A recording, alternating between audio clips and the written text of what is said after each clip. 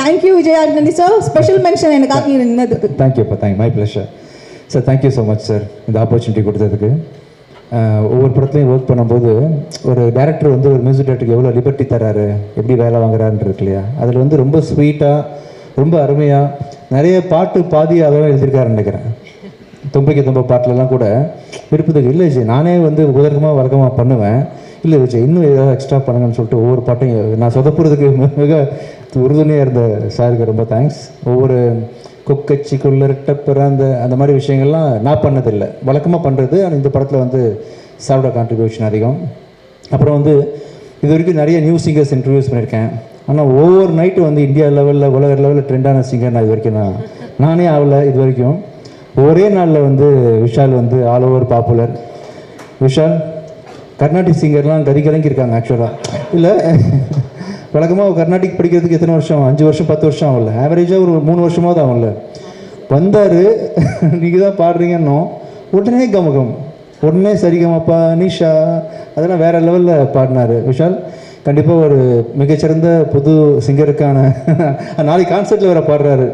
இவர் பாடுறாருன்னு சொன்னா concert full overflow ஆகுது டிக்கெட். ஆக்சுவலா விஷால் பாடுறாருன்னு தெரிஞ்சவங்க நாளைக்கு பாடுறாரு, ஃபர்ஸ்ட் ஆடுறாரு வேற. அஞ்சலியும் விஷாலும் ஆடுறாங்க, அவர் பாடுறாரு. யாருமே சொல்லலையே. இல்லை நான் சொல்றேன் ஸ்டேஜில், அதாவது சர்ப்ரைஸ் கொடுக்கணும்னு ஆசைப்பட்டேன். அதனால ஸோ ஓவர் நைட் வந்து பாப்புலர் ஆகி ஷோவில் லைவ் கான்சர்ட்டில் பாடுற அளவுக்கு வந்து திடீர்னு போயிட்டாரு. ஒருவேளை ஏஆர் ரஹ்மானுக்கு ஜெய்ஹோக்கு அவார்டு கொடுத்த மாதிரி அவர் கொடுக்கும்போது ஸ்டேஜில் ஜெய்ஹோன்னு தான் சொன்னார்ல, ஜெய்ஹோ நீங்கள் வந்து சுந்தர் சி சார் ஹோ, விஜய் ஆண்டனி ஹோ கொடுத்துட்டு கடைசியில் ஒரு தமிழ் தாய் வாழ்த்து பாடுங்க. அது பிரச்சனை வரும்போது. Thank you so much for singing this song for us Vishal. ரொம்ப ஸ்போர்ட்டிவாக பாடினார்ல சார், எந்த ஹெசிடேஷனும் இல்லாமல். கமகம்லாம் தைரியமாக பாடு. நானே இது வரைக்கும் கமகம் பாடினதில்லை ஆக்சுவலாக. கமகம் அவர் பாடி காட்டுறீங்களா? கமகம் மட்டும் சரி, நீங்கள் வரும்போது பாடி காட்டுங்க.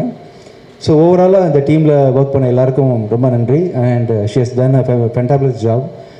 நீங்கள் அந்த படத்தில் அழகாக இருக்கேன்னு சொன்னீங்களே அஞ்சலி, இப்போவும் சூப்பராக தான் பாருக்கீங்க. என்ன விஷயம் என்ன சூப்பராக இருக்கீங்கப்பா.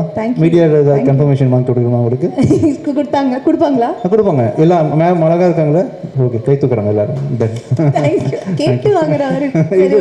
இல்லை மனசில் வச்சுக்கிறாங்க, வெக்கப்படுறாங்க. நான் ஸ்டேஜில் சப்போர்ட் பண்ணீங்க அவங்கள. ஆமாம் அப்படின்னு நான் நம்புகிறேன். ஆமாம், ஒவ்வொரு படத்துக்கும் பின்னாடியும் வந்து கண்டிப்பாக ஒரு ப்ரொடியூசரோட கான்ட்ரிபியூஷன் அதிகம் சார்.